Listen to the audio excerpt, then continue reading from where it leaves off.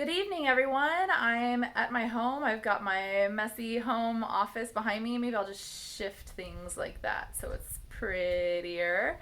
I want to let you know that if you're going to settle your work comp case, there's something very important you need to know, and that is how much is going to be deducted from your settlement. Yes, you're like, deducted? What do you mean? We're settling for 10,000, 20,000, 30, whatever it is.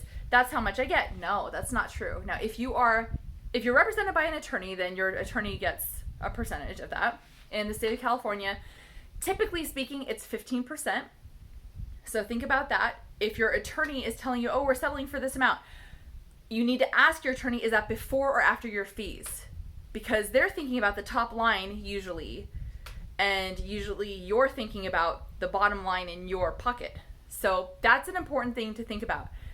But if you are not represented by an attorney, if you're working with a claims adjuster to settle your case, you need to know how much the claims adjuster is going to take away from your settlement. And why would they be able to do that?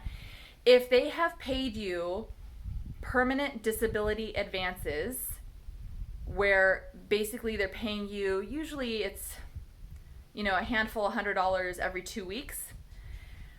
Sometimes those payments are temporary disability payments, and sometimes they're permanent disability payments. Now, I know the difference. I can look it up on the check. I can see what's what, and I know it. But you might not know the difference there.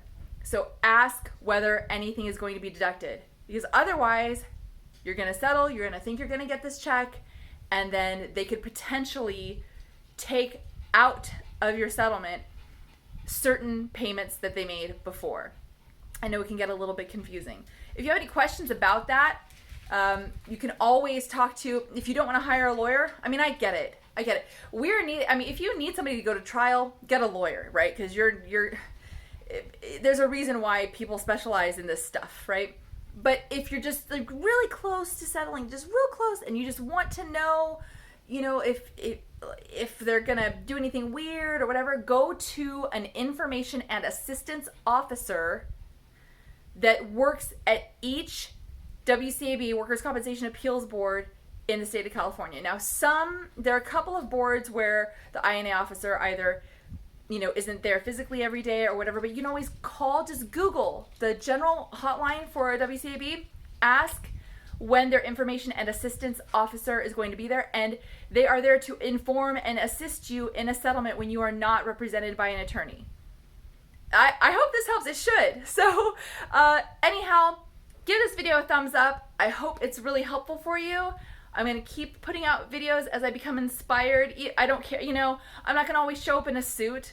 If I'm inspired wearing a tank top, like right now, that's just going to happen. So thumbs up, pretty please. Comment or question below. I'll get to you when I can. I check my comments about a couple times a week. And subscribe if you haven't already done so. If you want more pointers, I will bring them to you. All right, take care, everyone. Until next time, ciao.